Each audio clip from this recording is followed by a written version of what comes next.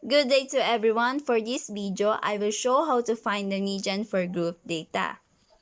What is median? The median is the middle value in a set of quantities.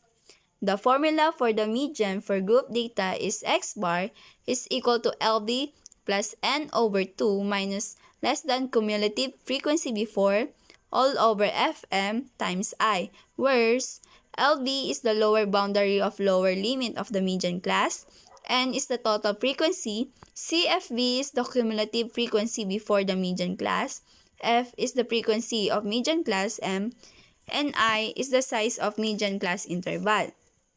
So, let's have an example. Calculate the median scores of 50 students in non-examination.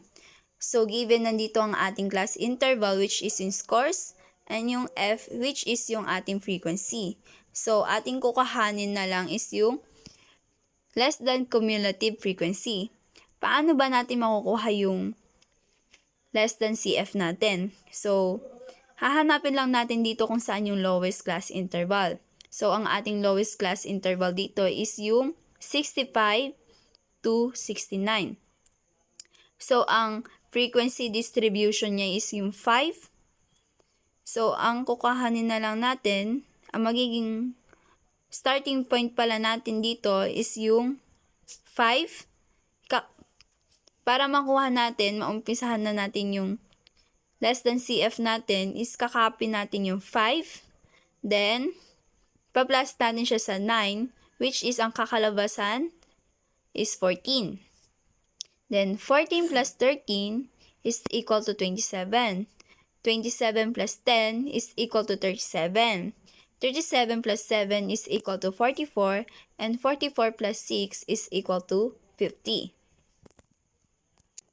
So, since ang n natin dito is 50, yun na yung i-divide natin sa 2 na ang kakalabasan is 25. So, makikita natin yung median class natin sa pang 25th position. So, saan ba natin yan makikita?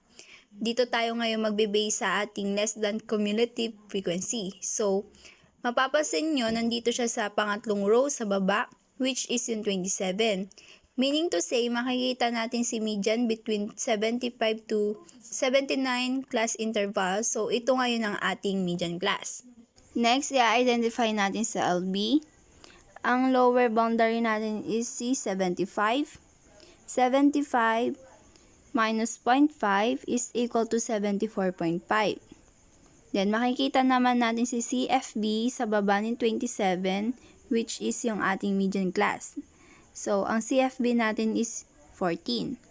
Si FM, is makikita din natin siya sa median class, which is yung frequency of median class natin is 13. Then, yung I is the size of class interval. So, ang class interval natin dito, yung size natin dito, is 5.